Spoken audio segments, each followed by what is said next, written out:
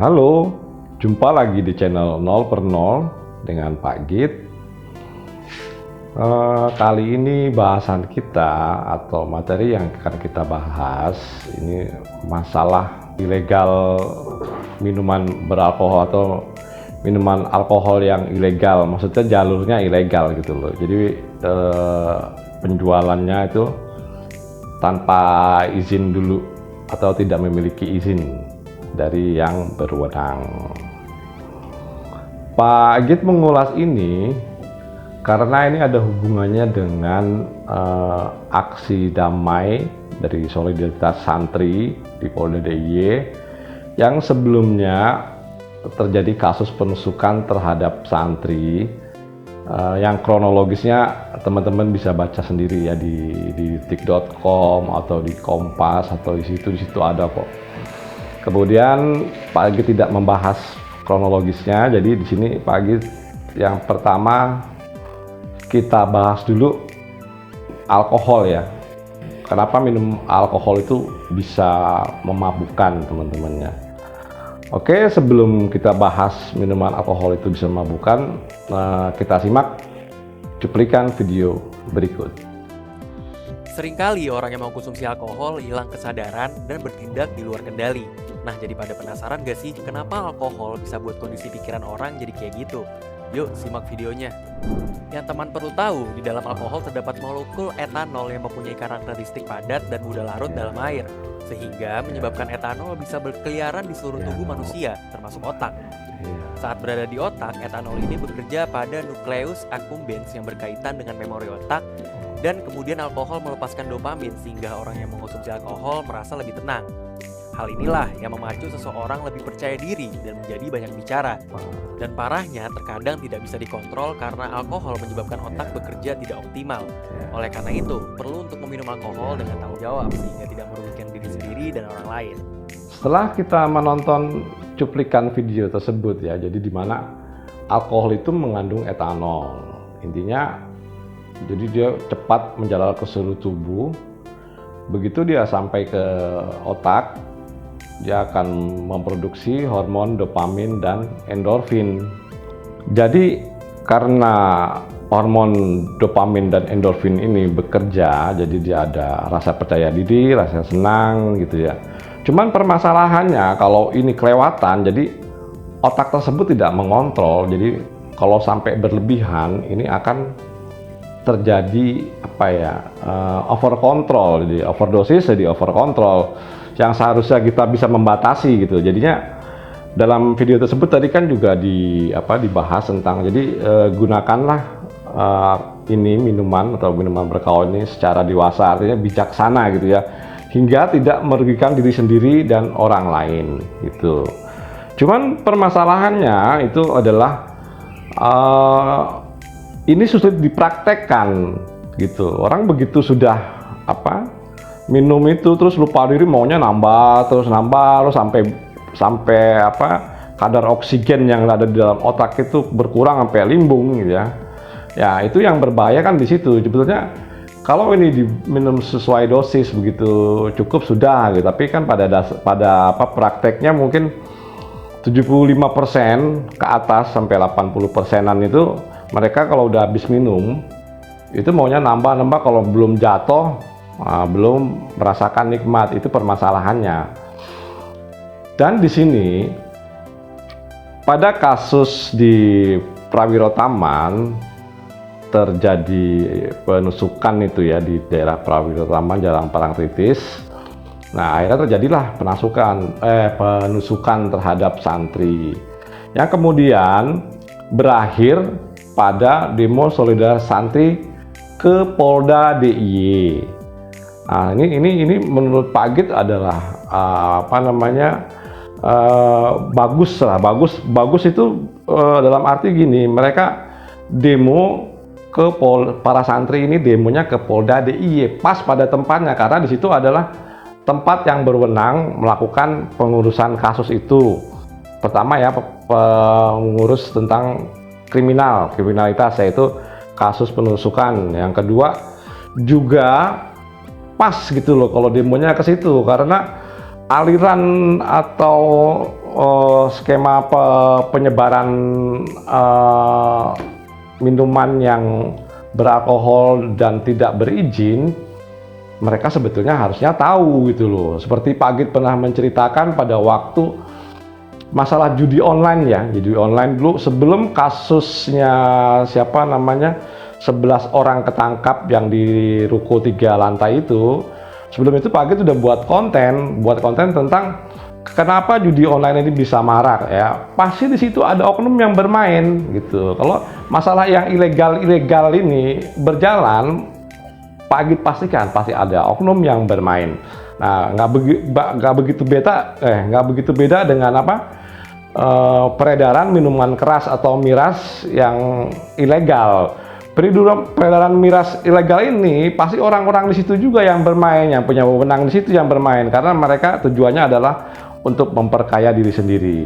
Itu Pak Git jamin lah, kalau ada sesuatu yang ilegal, pasti mereka sebetulnya tahu, cuman karena pengen memperkaya diri sendiri, mereka lanjutkan gitu peredaran minuman ilegal ini. Oke, sebelum itu kita tonton dulu ya video tentang pada waktu aksi solidaritas santri di Polda DIY. Kami mendesak aparat penegak hukum untuk segera menangkap semua pelaku, memprosesnya secara hukum dan menyeretnya ke pengadilan guna mempertanggungjawabkan perbuatan mereka. Hukum harus ditegakkan seadil-adilnya. Kami sudah melakukan penangkapan bersama dengan masyarakat 2 orang, lalu bertambah menjadi 3 orang, lalu dari 5 orang ini kami dapat siapa yang memberikan mereka mengumpulkan mereka. Tadi malam ketangkap jam 18.00. Ya begitu teman-teman, atau video cuplikannya saat solidaritas santri itu berdemo di Polda DIY ya. Menurut Pak Git ini adalah demo yang tepat sasaran gitu, yang pas di pihak yang berwenang yang harus menjalankan, memang harus begitu gitu. Dan di sini tuntutannya supaya mereka dituntut seadil-adilnya gitu kan, sesuai hukum yang berlaku. Oke, pas banget gitu kan. Dan Kapolda DIY juga saat itu memberi penjelasan kalau mereka sudah menangkap gitu, dibarengi dengan tepuk tangan riuh para pendemo. Ya kalau demo begini sih Pak Git suka gitu, artinya tidak ada kegiatan yang anarkis dan demonya pun tepat sasaran. Nah di sini yang terakhir Pak Git akan bahas satu lagi video yang tentang peredaran mirasnya ya. Ya, coba kita lihat video, kita simak sebentar aja ini. Selain itu, dalam aksi ini mereka juga mendesak pemerintah meninjau ulang dan merevisi peraturan daerah tentang pengendalian, pengawasan minuman beralkohol, serta pelarangan minuman oplosan agar lebih efektif dalam mencegah tindakan kriminal. Nah, di video terakhir ini kita melihat tentang tuntutan atau revisi tentang undang-undang peraturan. Jadi merevisi undang-undang. Kalau merevisi undang-undang aturan ini ya, demonya menurut Pak Git ini kurang tepat sasaran. Kalau kemana? Ke Polda, mestinya ke DPR, mereka yang buat undang-undangnya soalnya. Nah, tapi nggak apa-apa lah, itu direvisi saja. Tapi pendapat Pak Git kali ini, undang-undang itu atau sistem itu direvisi sebagaimanapun ya, undang-undang atau sistem itu dirubah dalam bagaimanapun bentuknya, kalau oknum-oknum ini tetap bermain sepanjang masa, ini nggak bakal selesai teman-teman. Permasalahannya adalah di mana sistem dibuat dan mekanisme kerja itu mengikuti sistem. Jadi ini akan selaras gitu loh, sistem dengan mekanisme kerja yang terjadi. Ini kan selama ini sistem yang dibuat mungkin sudah bagus, tapi mekanisme kerja di bawah itu nggak bagus. Artinya perantara mediatornya ini adalah para oknum. Jadi ini sistem, ya toh, ini mekanisme kerja hasilnya. Nah di tengah-tengah sini tuh ada yang namanya aparat lah. Aparat ini ada yang benar dan ada yang enggak. Ya bukan semua nggak benar atau semuanya benar. Pasti itu ada benar, ada yang enggak lah aparat itu. Jadi di mana di sini aparat-aparat yang nggak benar ini memainkan apa namanya istilahnya metode-metode mereka untuk memperkaya diri sendiri. Dan ini sudah berulang kali dalam berbagai masalah korupsi atau pelanggaran ilegal hukum dan macam-macam lah. Itu pasti di situ oknum bermain. Nggak mungkin oknum nggak bermain, itu secara logika akal sehat kita gitu loh. Jadi begitu ya teman-teman, kita ambil kesimpulan pada materi pada saat ini, yaitu yang pertama adalah dengan adanya alkohol ini jelaskan kita nggak bisa melarang kalau alkohol itu sifatnya beredar secara legal, karena itu semuanya sudah diatur dalam undang-undang.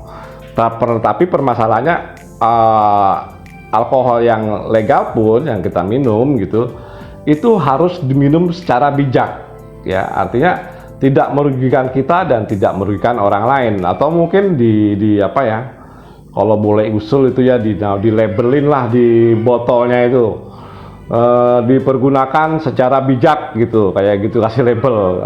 Yang kedua adalah tentang demo yang tepat sasaran, artinya Solidaritas Santri saat itu melakukan demo yang tepat sasaran ke Polda, yaitu ke pihak yang berwenang menangkap para pelaku, kemudian prosesnya ke jalur hukum, yang pada saat itu juga sudah ditangkapi oleh Kapolda bahwa sudah ditangkap gitu kan, yang disambut dengan tepuk tangan para pendemo. Kemudian berharap juga kepada Polda untuk mengawasi tentang illegal market yang berada di wilayah Jogja. Ini sangat bagus dan tepat sasaran menurut Pak Igit ya. Yang ketiga, ya tadi yang terakhir, yaitu sebagaimanapun kalau itu mau direvisi tentang Undang-Undang Peraturan Daerah Peredaran Miras gitu, ini di sebaik apapun sistemnya dibuat ya, kalau pelaksanaan atau mekanisme kerjanya itu tidak baik di lapangan karena ulah oknum tadi yang mencari kekayaan sendiri, nah ini akan percuma saja teman-teman. Dan menurut Pak Agit cukup sekian, saya ucapkan terima kasih.